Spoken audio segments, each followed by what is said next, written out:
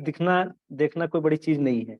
हमको दिखते हैं, मैंने हमको नहीं, चंद्र के जितने भी जो लोग स्थिर थोड़े हो गए ना, उनको तो अनुभव दिखते तो नहीं कर सकता, अनुभव होते होंगे। तो मैं तो यही जी कहूंगा, अगर सबको आनंद लेना है सूक्ष्म जगत का, सबको इच्छा है, सबको ये लगी है कि कितनी जल्दी हम सूक्ष्म जगत देख लें, भैया देखना बड़ी चीज नहीं है। गुरुदेव किस लिए नहीं दे रहे हैं? देना चाहे तो चुटकियों में दे सकते हैं, आप हजम नहीं कर पाओगे। छोटा छोटा, अब बिल्कुल। कहते हैं कोई तंत्र दीक्षा पहली चरण में आई थी तो चिकित्सा करने लगी, किसी के प्राण चले गए। तो ये बड़ी बात नहीं है, देना गुरुदेव के हाथ में देना बड़ी बात नहीं है। पहले वही भैया, आप समझोगे कैसे, आप हजम कैसे करोगे, पचाओगे कैसे? मैं तो यही करूंगा, आप खाली बैठ के धैर्य माने धीरा हो जाइए। जैसे में आप एक जगह बैठे हैं, आंधी चल रही है, देखिए आंधी को कि ऐसे उठी, इतना विकराल ली, अच्छा इतना विकराल ली, अच्छा इसके आंधी, अब समझ लीजिए वो निर्जीव है, आंधी तो निर्जीव है, खाली उसमें धूल होंगे, कंकड़ होंगे, तो आप उसका भाव पढ़िए, इसका भाव क्या है, कि ये आक्रामक है या कैसे, आप उसे के लिए समझिए, वही सूक्ष्म, अब यही तरीका है, तरीका यही है, ध्यान में जाने का यही तरीका है। भैया मैं बैठा हूं, मेरे सामने चीज आपके जीवन में हो रही है, समझ लीजिए आपके जीवन में जो रही है, आप नहीं हो, आप एक जगह बैठे हो, आप उसको देख रहे हो कि हाँ मेरे आप अपने जीवन से ज्यादा किसी दूसरे के जीवन में देख नहीं सकते, आप अपने आप में देख सकते हो। तो आप बैठ के देखो कि हाँ मेरे लाइफ में, शाम को बैठ जाइए, सुबह से शाम तक में देखिए, गुरुदेव ध्यान कराते हैं ना, यही ध्यान कराने का है। आप आंख बंद करके करिए, चाहे जैसे करिए। अब आंख बंद करके देखिए, हाँ मैंने सुबह उठा था, अब मेरे साथ ये हुआ था, मेरे साथ ऐसे हुआ था, यही ध्यान की प्रक्रिया है। गुरुदेव जो कराते हैं कि सुबह शाम तक के देखिए, यही में एकाग्रता होगा। हाँ मेरे साथ ये हुआ था, मैं फला जगह गया था, फला लोग से बात किया था, इसने ऐसे कहा था, अगर ये ऐसे बात करता, अब ऐसा ऐसे करिए, सूक्ष्म का ऐसे दिखना शुरू हो जाएगा, धीरे धीरे ऐसे दिखना शुरू, यही तरीका है। बताना तो चाहिए, क्षमा करें भाई, जो अगर कुछ गलती हो तो क्षमा करें, मुझसे ज्यादा अगर कोई जान रहा हो तो मुझे बताए कि भाई कि ऐसा नहीं ऐसे होता है, तो मैं भी सीख सकता हूँ। बिल्कुल बिल्कुल मैं अपना अनुभव बता रहा बिल्कुल। हूँ, अगर मुझसे कोई गलती हो तो क्षमा करे भाई, 100%। मेरे से ज्यादा भी और जानने वाले होंगे। मैं जान रहा हूँ, मैं ही सब कुछ जानता हूँ, ऐसा तो नहीं है। कि अगर कुछ और भाई जान रहे हो तो मुझे भी बता सकता है कि भाई आप ऐसे इस जगह की जगह ऐसा कर सकते हो, तो मैं करूंगा। तो आप बिल्कुल ऐसा करिए, जब आप ऐसा करेंगे ना, तो धीरे धीरे आपका एकाग्रता बढ़ेगी। आप क्या है, चीजें देखेंगे, आप कहते हैं ना कि आंधियां 100 आंधियां आई, फिर भी आदमी धीरा होकर बैठा है, 100 आंधियों को उसने पार कर दिया। तो ऐसे ही होता है कि आपने बैठा, हाँ समझ लीजिए, आप धीरे धीरे जब अवलोकन करना शुरू कर देंगे ना, तो अगल बगल चीजें चल रही चीजें आपको स्पष्ट दिखना शुरू हो जाएंगी, कि ये ऐसे होने वाली था, वो खत्म होने से पहले आप कर सकते हैं। यही सूक्ष्म जगत देखना हुआ है। जब तक ये अनुभव आपके अंदर नहीं आएगा, आप 7 लेवल नहीं, आप 17 लेवल डाक जाइए, अगर जब तक ये आपका कहते हैं ना कि पचाने की क्षमता नहीं आई, तब तक आपका सूक्ष्म जगत खुलेगा नहीं। भले गुरुदेव ने कह दिया है, प्लेट है, इन्होंने एक बात लिखी है कि एक से एक हीरा दरबार से निकल रहा है। आप जिनको हीरा मान रहे हैं ना, वो हीरा नहीं है, वो पारस पत्थर है। और इस बात का जवाब आपको तब समझ में आएगा जब आप तंत्र लेवल में पहुंचेंगे। क्यों पारस कहा गया है? क्योंकि मैं गुरु गीता को ज्यादा पढ़ता हूँ, तो मुझे पता है कि ये जो गुरु भाई बहन है, ये आगे जाके क्या करने वाले हैं। बाबा तो इशारों इशारों में कहते हैं, लेकिन बहुत सारी चीजें जो इशारों में शायद समझ में नहीं भी आती होगी, लेकिन पारस है ये सारे के सारे, जिसको छुएंगे वो सोना बन जाएगा। तो अभी अमित भाई, हमारे बीच में बहुत सारे भाई बहन ऐसे होंगे जो कुछ सवाल भी जिनके मन में होंगे, तो मैं चाहता हूं कि एक क्वेश्चन आंसर का सेशन अभी शुरू हो।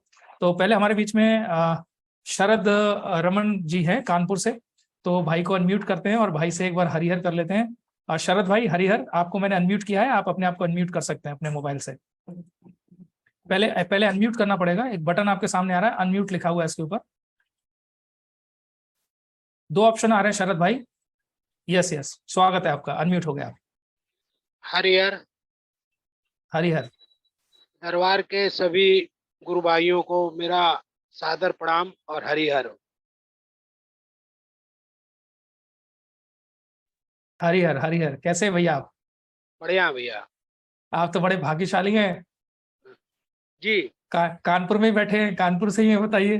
जी जी, बहुत भाग्यशाली हैं। और लगभग वाह। 5 साल हो गए मुझे दरबार से जुड़े हुए। जी। दरबार की लगभग प्रक्रिया शुरू हुई थी, और माँ बाबा का इतना आशीर्वाद है, हम शब्दों में बयान नहीं, शब्द नहीं है हमारे पास, हम जी। शब्द लिप्स हैं दरबार के लिए। हम हाँ। दरबार के लिए कोई भी शब्द कहने लायक ही नहीं है। जो हमको दरबार ने दिया है, और हमारे सभी भाइयों ने जिन्होंने नियम को अच्छे ढंग से माना है, समझा है, और श्रद्धा रखिए दरबार के प्रति। ऐसा नहीं है कि दरबार एकदम से सब कुछ दे देता है, आपके धीरे धीरे धीरे धीरे आपकी सारी गंदगी जो होती हटाता है, फिर आपको उस काबिल को बनाता है। जैसे आपने एक शब्द इस्तेमाल किया पारस पत्थर, वो दूर से समझ में आता है ये दरबार का व्यक्ति है। तो मैं तो यही कहूंगा कि दरबार के जितने भी लोग हैं, ये जूम मीटिंग से जुड़े हुए हैं, जो नए लोग हैं, पुराने लोग तो धीरे धीरे सभी समझ रहे हैं, नए लोग जी उनको श्रद्धा रखनी पड़ेगी। दरबार बिल्कुल। में पहले एक छोटा सा दरबार था, उसमें एक हम लोगों ने लगाया था, जितनी जी श्रद्धा उतना उतना काम। काम। जी लगा एक हुआ था। दरबार में लिखा था स्लोगन। जी तो श्रद्धा आपको पूर्ण रखनी पड़ेगी, आप मतलब 100% से ज्यादा श्रद्धा होनी चाहिए। जो भी है सब बिल्कुल बाबा का है। आज हमको 2 रोटी मिली बाबा की कृपा से, आज हमको कुछ भी नहीं मिला बाबा की कृपा से, सब बाबा की कृपा से हो रहा है, हमारा कुछ है ही नहीं। क्योंकि हम लोग जिस स्थिति में दरबार में पहुंचे हैं, वो स्थिति सबको अपनी अपनी पता है। क्योंकि हम आदरणीय गुरु जी को भैया कहते हैं, मतलब हमको भैया बुलाने का अधिकार है उनको। तो भैया कहते हैं जिसकी पैरों में बवाइयाँ होती ना, वही उस दर्द को जानता है कि हमारे पैरों में कितनी बवाइयाँ हैं, और उस कष्ट का वही अनुभव कर सकता है। तो हर एक के कष्ट अलग अलग हैं, और हर कष्ट के अनुभव अलग अलग हैं। और जो उस कष्ट में पहुंचा है उस दरबार में, खोजते खासते, किसी ने यूट्यूब से सुना, किसी ने किसी को बताया, और उसको उसके बाद जो आराम मिला है, तो वही जान सकता है कि दरबार में से हमको क्या मिला है। और वो जो दरबार में व्यक्ति पहुंच जाता है, जुड़ जाता है, तो फिर तो बात ही निराली है, बाकी सब हरिया है। 2 हफ्ते से आज हमने कहा हम भी थोड़ा सा भाग ले। बहुत सुंदर बहुत सुंदर। नहीं आप हर सप्ताह में 2 दिन ये आप कार्यक्रम चलता ही है और आप सभी बने रहिए। और अभी इसको हमने यूट्यूब पे लाइव भी एक्चुअली कर रखा है, क्योंकि बहुत सारे भाई बहन ऐसे हैं जो जूम पे शायद नहीं जुड़ पाते होंगे। तो 80 भाई बहन हमारे ऐसे हैं, 83 भाई बहन हमारे ऐसे हैं जो यूट्यूब पे इस समय हमारे साथ में लाइव हैं। तो उनके लिए भी आप एक बार हरिहर लिख सकते हैं चैट बॉक्स के अंदर।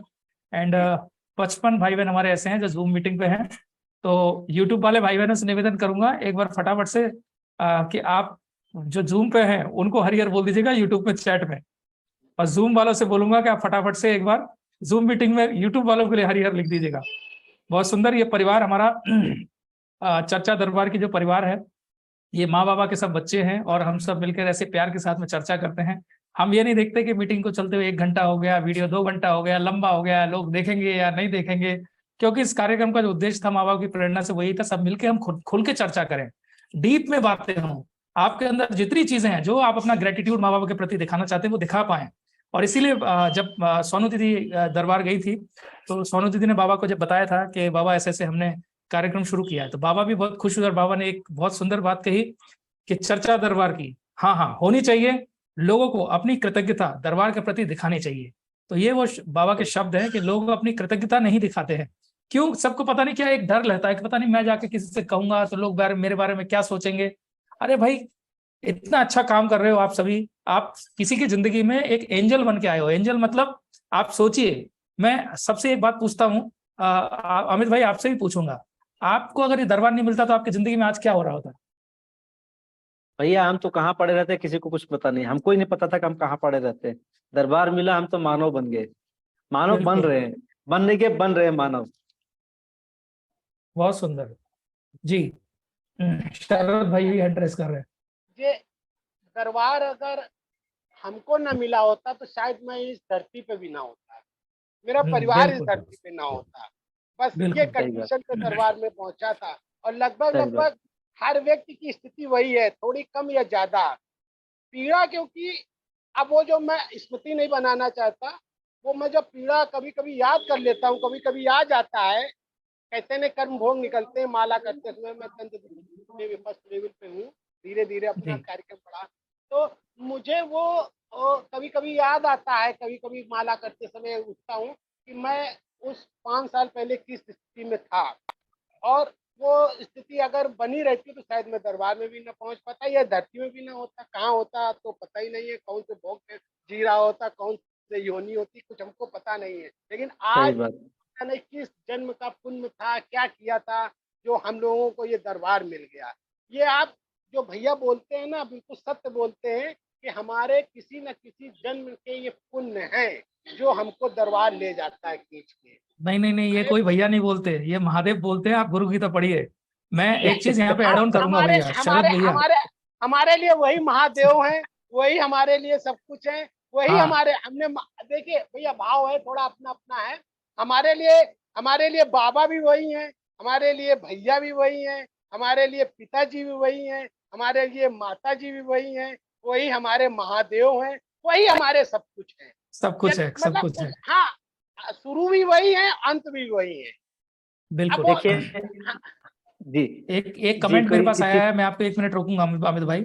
एक कमेंट आया है, वो ये कह रहे हैं कि सर, पैसे की जिंदगी में समस्या है, उसके बाद आप उसके बारे में बात क्यों नहीं करते? जब हम मर जाएंगे तब बात करेंगे क्या?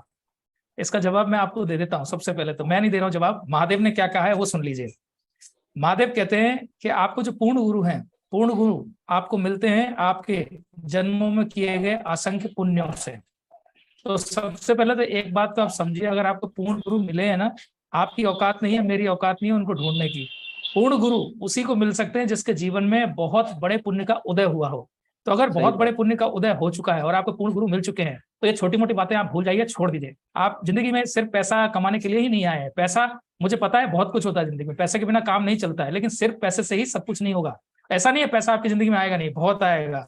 इतना आएगा, वक्त आने दीजिए, इतना आएगा कि आपको लगेगा कि जो लोग, मैं अपने बारे में ही बता देता हूँ, एक जूम मीटिंग लेने का, 1 घंटा काम करने का, किसी को 1 लाख रुपया मिल सकता है सिर्फ 1 घंटा काम करने का। अमित भैया, कलेक्टर की सैलरी कितनी होती है आप बताइए? प्रधानमंत्री की सैलरी कितनी होती है? मुश्किल 1 घंटा से काम करने 2.5-3 का लाख। बाबा 1-1 लाख रुपए दिला देते हैं। बाबा का हाथ जोड़ता हूं मैं, बाबा 1 घंटे जूम मीटिंग एक दिला दीजिए बस, उससे काम चलता रहता है। बाकी मानसिक शांति अपने आप आती है, आपके साथ भी होगा। लेकिन अपने आप को थोड़ा समझने की जरूरत है। जब तक पूर्ण श्रद्धा भाव आपके अंदर नहीं है, तब तक वो चीज नहीं मिलेगी। जिद तो करनी पड़ेगी, वैसे ही जिद करनी पड़ेगी जैसे बच्चे आपके छोटे होते ना, आपसे जिद करते थे। जैसे आप छोटे थे, आपने माँ बाप से जिद करते थे, पीछे ही लग जाते थे, देना ही पड़ेगा, रोते थे, पछाड़ खाते थे, क्योंकि आपको कोई ऑप्शन नहीं था उस समय।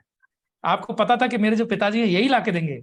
आपने एक चॉकलेट की भी जिद करी होगी ना अपने माँ से, बाप से, तो ऐसे करी होगी कि इनके अलावा मेरे पास दूसरा ऑप्शन नहीं है। लेकिन जब दरबार से जुड़ते हैं तो आप ये सवाल हमसे क्यों कर रहे हैं? क्योंकि आपके पास अभी भी विकल्प है, संकल्प नहीं है, इसीलिए तो वो सवाल हम तक आ रहा है। वो सवाल तो हम तक आना ही नहीं चाहिए। अगर पूर्ण संकल्प है, पूर्ण श्रद्धा है माँ बाप से, जैसे पिताजी ने आपके चॉकलेट नहीं दिला रहे तो क्या पड़ोसी से जाके कभी मांगते थे? बिल्कुल नहीं। आप कभी पड़ोसी से जाके कहते भी नहीं थे कि मैंने पापा से चॉकलेट मांगी, पापा ने दिलाई नहीं। आप 1 बार मांगते, 2 बार मांगते, 10 बार मांगते, 50 बार मांगते, 100 बार मांगते, तब तक मांगते जब तक मिल ना जाए। तो बाबा से, माँ से मांगिए। जी अमित अच्छा, भैया। मुझे लगता है ये भाई थोड़ा देर से उड़े, इसीलिए मैंने बताया था।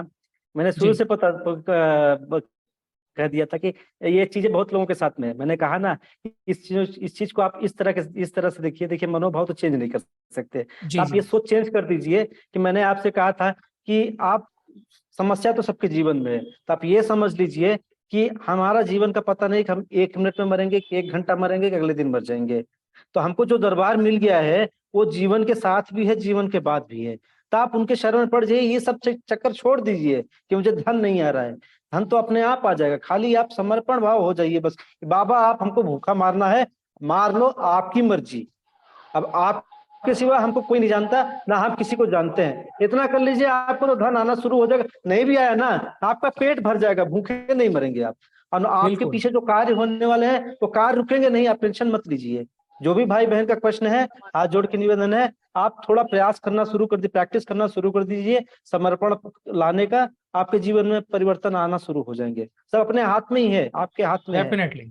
आप जब छोटे थे, आपकी माँ ने आपको एक थप्पड़ मारा, तब आप क्या करते थे? आप रो के अपनी माँ शांत से हो ही जाते। लिपटते थे। माँ से हाँ, लिपटते थे ना, बिल्कुल। रोते थे और माँ से ही लिपटते थे, फिर वो मारती थी और बिल्कुल। ज्यादा लिपटते थे। हाँ, बिल्कुल। तो इस बात को क्यों नहीं समझते?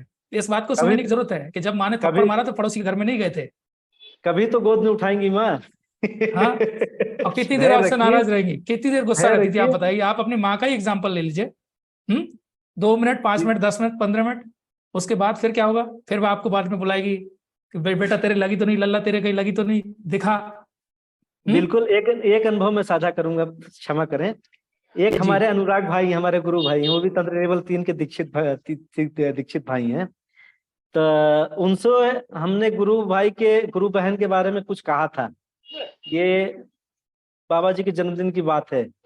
तो चूंकि माँ बाबा के सेवक बच्चे तो सब हैं, उसका दंड हमें मिला, रात को ही, सुबह होते होते मिल गया। तो माँ जी। क्षमा नहीं कर रही थी, लेकिन जब माँ क्षमा की है ना, तो जितना हाँ। नाराज हुई थी माँ, उससे ज्यादा दे दी। तो यही कहना चाहूंगा भैया, आप पीछे पड़ रही है माँ के। बाबा तो हैं दयालु, बाबा को खाली हाथ जोड़ के आपके ऐसा एक आंसू गिर जाए, बाबा बर्दाश्त नहीं कर सकते। माँ के पीछे पड़ जाइए, अब माँ जितना मारेगी ना, उससे ज्यादा आपको दे देंगी, ये समझ लीजिए। बिल्कुल। जितना कष्ट मिलेगा उससे ज्यादा मिल जाएगा। किस्सा है गुरु गीता के अंदर इसके ऊपर, बहुत सुंदर बात है, बहुत सुंदर बात है, मतलब आपका दिल जीत लेगी। जो आपने कई बार बाबा के मुंह से एक बात कहती हुई सुनी होगी कि लोग सिर्फ आपको जो है वो किताबी ज्ञान दे रहे हैं, उनको खुद को व्यवहारिक ज्ञान नहीं है, यानी आध्यात्मिक शक्ति का जो व्यवहारिक ज्ञान है वो नहीं है। तो जब आप गुरु गीता का अध्ययन करते हैं तो पहली बात तो सवाल कोई बचता नहीं है, आपके सारे सवाल जो है वो महादेव ने पहले से ही वहां कवर कर लिए। तो अभी तो मेरे सामने एक्चुअली गुरु गीता है, लेकिन वो कौन से वाले श्लोक में है ये मुझे पता नहीं है, लेकिन मैं आपको मोटी सी बात बता देता हूँ। गुरु कितने प्रकार के होते हैं वो पूरा महादेव ने आपको बताया है। उनका रोल अपनी जगह है, उनका जो रोल है वो अपनी जगह, वो एक टाइप के गुरु हैं।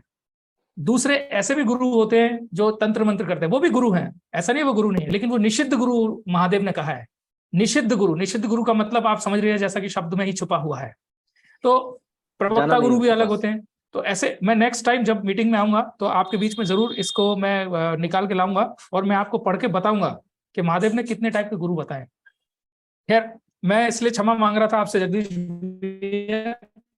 क्योंकि मैं चाहता हूं कि यहाँ जो सिर्फ हमारे दरबार की हो, बाहर कौन क्या कर रहे हैं, सब कोई अच्छा कर रहे हैं, बुरा कर रहे हैं, बहुत अच्छा कर रहे हैं, ठीक है, जो जैसा कर रहे हैं, क्योंकि बातें पॉजिटिव भी होती है, नेगेटिव भी होती है, तो हमें वो नेगेटिविटी को लेके अपने बीच में आना ही नहीं है। तो हम सिर्फ अपने भाई बहनों का मार्गदर्शन करें, जैसे भी हम चल रहे हैं अच्छे से, बहुत अच्छे से, इसी तरह से प्रेम से हम चलें। तो अब वक्त है सवालों का। तो किसी भाई बहन का कोई भी सवाल हो तो अब अपना चैट बॉक्स के अंदर आप सवाल डाल सकते हैं, जूम मीटिंग में चैट बॉक्स में डाल सकते हैं। आप यूट्यूब पे हैं तो यूट्यूब पे भी आप कमेंट बॉक्स में फटाफट से अपने सवाल बता दीजिए, मैं आपसे जरूर एक बार पूछूंगा।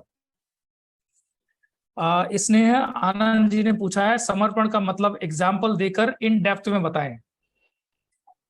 समर्पण का मतलब समझ लीजिए, जैसे आप नाव में बैठे हैं और नाव नदी में बहाव आ गया और आप वो पड़ते ना, मारते मारते थक गए, आपके बस की नहीं है, तो आपने उठाया अपना डंडा और रख दिया कि हाथ ऊपर कर दिया कि हे महादेव, अब आप देखो, हम आपके ऊपर हैं, आपके भरोसे हैं, अब आपकी इच्छा है हमको मार दो, आपकी इच्छा है हमको पार लगा दो। यही समर्पण है। आपको अपने से उसके आगे कुछ करना नहीं है, आपको हथियार अपना डाल देना है। भैया हमसे अब नहीं हो पाएगा। बहुत सुंदर। आप अपने मुंह से बोल दीजिए कि हे महादेव, अब हमसे नहीं होगा। अब आपका दिया जीवन है, आपका दिया परिवार है, आपके दिए बच्चे हैं, अब आप देखो, देखना है देखो, और गड्ढे में डालना है गड्ढे में डाल दो, हमको कुछ नहीं पता, हमको अपने शरण में ले लो, बस इतना काफी है। इतना कह देंगे हो गया, सब कुछ हो गया जी। मनोज कुमार जी ने यूट्यूब पे लिखा है कि मेरे बेटे को जाप करने के 10 दिन बाद भारी गैस और फैटी लीवर की समस्या हो गई, विश्वास है कि तंत्र में जाने के बाद सब ठीक हो जाएगा। अरे एक मिनट आ रहे हैं, बात ठीक ही हो रहा है। वो उनको बोल दिया निकल जाए, जो हो रहा है होने दें, कुछ उसमें अड़चन न डालें, उनके कर्म भोग निकल रहे हैं। बिल्कुल, क्योंकि वो समस्या आ नहीं रही है, वो समस्या जा रही है, जिसके बारे में हमने पहले से ही मीटिंग में डिस्कशन ऑलरेडी किया है। बहुत सुंदर। तो पहले फिर जूम मीटिंग पे वापस आएंगे। भैया जी जरा बताइए, नवंबर में अमावस्या कब है? नवंबर में अमावस्या कब है? नवंबर में लगभग 14-13 तक। हाँ, दीपावली वाले धर्मेंद्र भैया को कब है? दीपावली वाले दिन बिल्कुल नवंबर को अमावस्या नहीं होगी, दीपावली वाले दिन ही अमावस्या होती है। दीपावली दिन पड़ती है, बिल्कुल बिल्कुल। अमावस्या नहीं मनाई जाएगी दरबार में। हाँ, दरबार में नहीं मनाई जाएगी वो दीपावली की वजह से।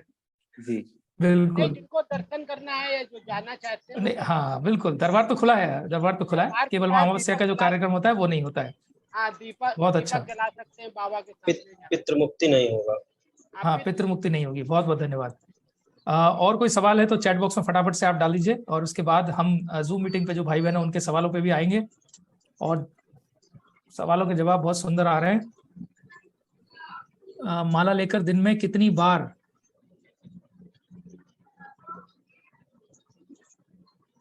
बैठकर जाप कर सकते हैं? पुनीत यादव जी, अगर मैंने आपका सवाल सही पढ़ा है तो यस लिख दीजिएगा। माला लेकर दिन में कितनी बार बैठकर जाप कर सकते हैं?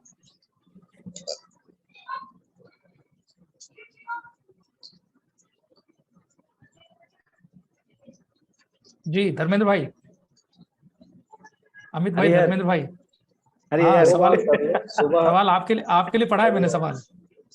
केसम, धर्मेंद्र भाई केसम जिंदाबाद। सुबह सुबह शाम 2 बार करें। आपका प्रश्न है कि जाप कितनी बार किया जा सकता है, तो बहुत ही 2 सीटिंग करें, एक सुबह रख लें, एक शाम रख लें, और उस सीटिंग में जितना बैठना चाहें बैठ लें, लेकिन 2 पर्याप्त है, उससे अधिक न करें तो ज्यादा अच्छा है। गुरुदेव कहते हैं कि सुबह और शाम 2 जो पूजन का समय है उस समय अगर करें तो पर्याप्त है। बाकी मानसिक करें, दिन भर करें, जब इच्छा हो तब अपना मानसिक करते रहें। इस सवाल में मैं एक चीज ऐड करना चाहूंगा। बहुत सारे लोग हम देखते हैं कि माला लेके दिन भर जहां भी जाते हैं जाप करते रहते हैं, उसके बारे में धर्मेंद्र भाई क्या बोलेंगे आप? अरे वो राधे राधे ग्रुप है भैया, उसके चक्कर में ना पड़े। महादेव के मंत्र की ऊर्जा ये नहीं है, फट जाएंगे फिर। वो दिखाने वाला कुछ नहीं। जाप ऐसे सार्वजनिक नहीं होता, चौराहे बैठ गए लेके शुरू हो गए। वो साधना है ना, वो साधना है। आप अपने घर पे करिए, मानसिक रूप से तैयार हो तब करें। जी मंत्र बिल्कुल। और वैसे भी जो हमारी जो साधना है उसके लिए एक एकांत चाहिए होता है, एक जगह चाहिए होती है, पवित्र जगह, एक आसन चाहिए होता है, और बैठ के ही ये साधना होती है। इसलिए ऐसा नहीं कि लेके माला आप कहीं भी चल दिए और चलते चलते भी आप कर रहे हैं। मानसिक जाप कहीं भी कर सकते हैं, लेकिन माला जाप नहीं कर सकते, क्योंकि माला जाप में से जो एनर्जी उत्पन्न होती है ना। तो यहाँ पे एक चीज जरूर मैं ऐड ऑन करना चाहूंगा। पूर्ण गुरु से अगर नहीं जुड़े हैं तो माला लेके कुछ भी खेला करते रहिए, लेकिन पूर्ण गुरु से जुड़ने का मतलब है आपके मंत्र में जो शक्ति है ना, आप नहीं है। अगर वो घूम रहा है ना अंगूठे पे, तो उसको साधारण जो क्रिया है उसको मत समझिएगा आप। वो एक असाधारण और अलौकिक क्रिया है। जब जब आपकी माला आपकी उंगलियों के ऊपर घूमती है और आप मंत्र का जाप करते हैं, तो मानसिक जाप करिए, लेकिन सही है, औरों के बहकावे में मत आइए। नहीं। और आजकल कृष्णा जी देखा ऐसा है ना, कृष्णा भाई जी आजकल ना एक फैशन सा चला है, गले में लटकाए हरदम। मतलब मुझे क्या लगता है व्यक्तिगत के जपना कम दिखाना ज्यादा होता है कि हम बहुत बड़े भक्त हैं। ये अनुचित है। आप अपने स्थान पे जहाँ पे आप स्थित हैं वहां करके आराम से मन बना के, तब ऐसे करना है दिन भर बकबक करते रहिए। मन होना चाहिए, भाव भी तो हो कि हाँ अब मैं पूजन किया हूँ, अब वातावरण बना है, अब मैं ध्यान करने जा रहा हूँ, जाप। ये सब बातें हैं, वो आप मानसिक कभी भी करिए, कहीं भी आंख बंद कर लीजिए, वो वाला उचित है, ये अनुचित नहीं। मतलब कैसे किस स्थान पे कैसे जा रहे हैं, एक प्रॉपर आसन हो। गुरुदेव तो कहते हैं ना, एक आसन हो, प्रॉपर एक समय हो। जैसे भोजन का समय है, पूजन का समय है, शयन का समय है, वैसे एक फिक्स समय करके आप अपना साधना करिए, है कि नहीं? जैसे आपको खाना खाना है तो ऐसा थोड़ी आप थाली लेके भाग भाग के कहीं भी खाना खाएंगे। दीपक जी हैं जी एक प्रश्न कोई दीपक जी का आ रहा था, मैंने देखा कि वो कह रहे हैं कि हमने 9 हवन की 9 महीने पहले 1 दिवसीय किया है, तो बंधन का क्या करें? देखिए, चिकित्सा पूर्ण होने के 6 माह तक आपको बंधन करना होता है दरबार के अनुसार। उसके बाद भी आप कर सकते हैं, लेकिन कोई बाध्यता नहीं है दरबार की। जी मैं बात करूंगी, कोई बात नहीं। जी कृष्णा, यहाँ राहुल मिश्रा जी हैं और बहुत जबरदस्त सवाल पूछा है, इसका जवाब आप दोनों ही दे सकते हैं। भैया जी, मैं दूसरे लेवल की तंत्र दीक्षा ले चुका हूँ। पहले हमारे माला सही चल रहे थे, एक दिन में 200 माला करते थे। इस समय 10 माला ही कर किसी दिन मन ही नहीं लगता है। अद्भुत भैया, पहले भाग लिए हो तब कहाँ भागोगे? रुको थोड़ा।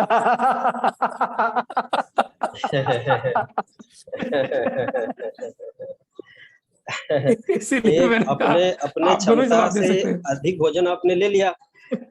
अब सो देखिए होता क्या, मैं बता रहा हूँ उसको, ऐसे व्यवहारिक बता रहा हूँ कि आपने अपने भूख से बहुत अत्यधिक भोजन ले लिया, तो होता नहीं कि 1-2 दिन खाने का मन ही नहीं करता, ये लगता है कि चलो पेट भारी है ये है। ऐसे उसमें जी भी होता है। आप जी एक क्षमता हो जाए तो आप 500 रोज करिए, लेकिन आप शुरुआत में एक्सीलरेटर बढ़ा लेंगे तो फिर कहाँ चल पाएंगे। धीरे धीरे बिल्कुल अपने अनुभव के अनुसार बढ़िए तो आप 1000 माला रोज कर सकते हैं, ऊर्जा आपको प्रभावित उतना नहीं कर पाएगी। तो बिल्कुल। आप एक बना लीजिए कैपेसिटी, ऐसा ना हो कि एक दिन 200 करिए, अगले दिन 2 में भी सर दर्द होने लगे। हम्म, जी। मैं तो मतलब कहूंगा जितनी दवाई थोड़ा जरूरत है थोड़ा उतनी करें। तो खाओ। जी, थोड़ा थोड़ा करें, नियम से करें, धीरे धीरे बढ़ाते जाएं, तो वो धीरे धीरे अपच हो बढ़ाते जाओ। जाएंगी, और वो हजम कर विवेक सकते हैं कुछ लोग। कहना चाह रहे हैं, विवेक जी कृष्णा जी। विवेक भाई। विवेक कुछ कहना हाँ चाह रहे हैं, उनका विवेक हैंड भाई रेस है। आजकल बड़े शांत शांत है, पता नहीं समझ में नहीं आ रहा है क्या बात है। विवेक कौन भाई सी क्या बात गोली है, डर लगी लग रहा है नहीं क्या? बुलाइए इनका आवाहन। हाँ आ गए आ गए। आप सभी को मेरा हरिहर। हरिहर। हरिहर। मेरा कोई प्रश्न नहीं है, लेकिन मैं अमित भैया को मैं बहुत बहुत धन्यवाद देता हूँ कि वो इस कार्यक्रम में आए और अपना अमूल्य अनुभव हम सभी के बीच साझा किए। ये तो पहला चीज है। और दूसरा चीज ये है कि मैं जब से कृष्णा जी को देख रहा हूँ आज के कार्यक्रम में, मुझे बहुत आनंद आ रहा है, बहुत ज्यादा आनंद आ रहा है। इतने पॉजिटिविटी से लबालब मुझे नजर आ रहे हैं भैया आज। और ये तो प्यार है, ये तो गुरु भाइयों का प्यार है।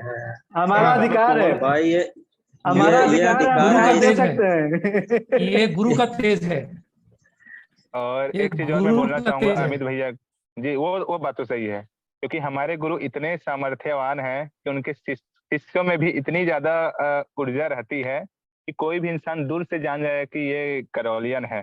हाँ कैसे? बिल्कुल, वाह बिल्कुल। गजब। ठीक है। और एक चीज मैं बोलना चाहूंगा अमित भैया के लिए कि इनसे जब भी बातें होती हैं, इतने शांत स्वभाव के ये व्यक्ति हैं, ये गुरु भाई हैं हमारे। और कितने भी बड़े समस्या में आप रहिए और इनसे आप बात कर लीजिए, समस्या समाधान हो जाएगा। अभी कुछ अगर कोई भी भक्त, चाहे वो मंत्र दीक्षित हो चाहे कोई भी हो, अगर वो कोई एक तन दीक्षित भक्त से हमेशा अगर वो जुड़ा है ना, तो वो कब जीरो से हीरो बन जाएगा उसको मालूम नहीं चलेगा। ये चीज मैंने सही बात। ये चीज मैंने अपने अंदर किया, अनुभव किया है। क्योंकि पहले हम कुछ नहीं थे, आज भी हम कुछ नहीं है, लेकिन हाँ माँ बाबा कृपा से थोड़े से उनका प्यार प्राप्त कर पा रहे हैं। पहले तो इतने भी काबिल नहीं थे कि उनके प्यार प्राप्त कर अच्छा सकें। एक बात बताओ, सब लोग यूं क्यों कहते हैं हम कुछ नहीं है? मैं तो कहता हूँ मैं तो बिल्कुल बहुत कुछ कुछ नहीं। हूँ। टकराओ, पूछो जरा, हम बताते हैं, जवाब आपको देते ना। करोड़ों मैं सवाल समझ है रहा हूँ दम। क्या जवाब। ऐसा क्यों कहते हो भाई बिल्कुल हम बिल्कुल। कुछ नहीं है?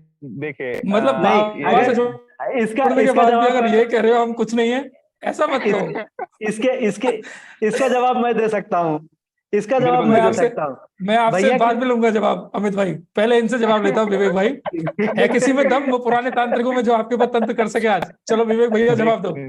देखिए भैया, एक चीज आपको बता रहा हूँ, नहीं जितने पहले भी हाँ, जवाब जैसे दो। तांत्रिक है किसी में दम, किसी तांत्रिक में उसने जिसने पहले किसी आपके में ऊपर तंत्र किया, अभी तंत्र करके बताया आपके ऊपर, हैसियत ही नहीं है, हैसियत ही तो नहीं है। फिर कैसे एक कहते हैं चीज हम कुछ आपको मैं नहीं है? वो तो हम अपने महादेव के लिए बोलना चाह रहे हैं कि एक चीज आपको मैं बस तो अनुभव ये कहो बताना चाह हम रहा हूँ। बहुत कुछ है, आओ एक टकराओ अनुभव, हमसे, आपको पता पड़ेगा पीछे कौन एक बैठे हमारे। एक अनुभव बताऊंगा मैं। ये लगभग अप्रैल की बात है, अप्रैल से पहले की बात है। एक तांत्रिक हैं जो शुरुआत में हमारा बहुत हेल्प किए थे, लेकिन आज के समय में उनका इतना बुरा हाल हो गया था, इतना ज्यादा बुरा हाल हो गया था कि पूरा परिवार बर्बाद हो रहा था। तो हमने उनको दरबार की जानकारी दी है, हम उनको दरबार का जानकारी दिए। बहुत सुंदर। वो इंसान दरबार को समझे। और अप्रैल जो महासम्मेलन था, हमारे जो पूजनीय गुरुदेव जी का जो तंत्र मंत्र दीक्षितों का महासम्मेलन था, उसमें हम उनको लेकर गए थे। और उसके बाद वो केवल 4 दिन रहे हैं दरबार में। दरबार से जैसे ही आए, अपने घर के बाहर में बड़ा सा पोस्टर छपवा दिए और लिखे कि आज से तंत्र मंत्र झाड़ फूक हमेशा हमेशा के लिए बंद है।